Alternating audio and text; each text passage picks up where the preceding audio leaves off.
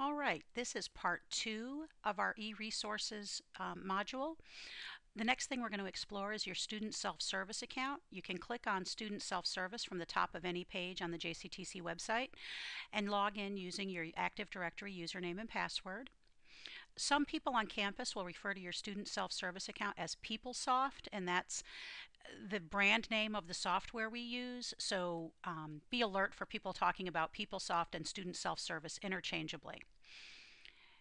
Once you're logged in, you'll see your Student Center, which has a lot of information. It has menu items on the left. Your menus may look a little bit different than mine. It will have some academic information like your schedule, a link to your KCTCS schedule, which is the schedule printout that you would have received at registration with all your room numbers and teacher names listed.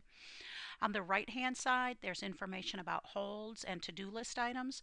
Pay attention to those because they can affect your ability to register for classes and to receive financial aid. So just make sure that any holds and to-do list items are taken care of promptly. Towards the middle of the screen at the bottom, we see information on finances, your student account, your financial aid, any outstanding charges you have, and then at the bottom, your contact information. There are some things I'd like you to look at in your Student Center.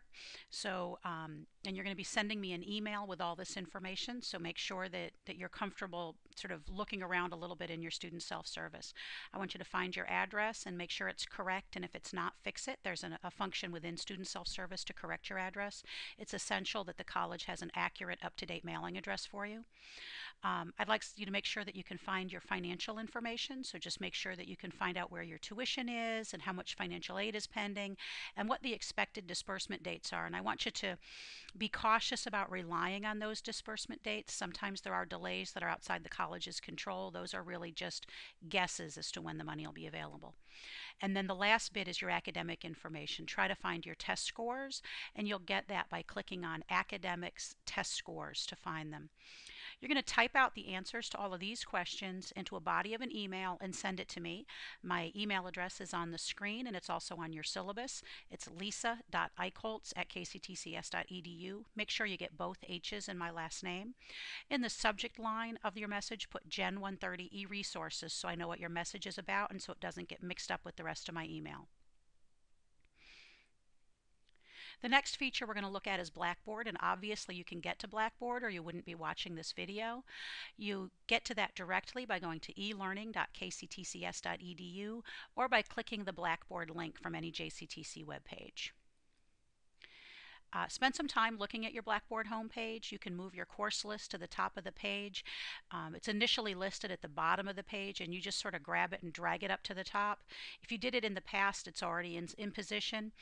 And then within the Gen 130 class, I've got some assignments. The first assignment is to do some work in the discussion board. I have posted an introduction of myself, and I'd like you to do the same. I'd also like you to read some of the other introductions and reply to them.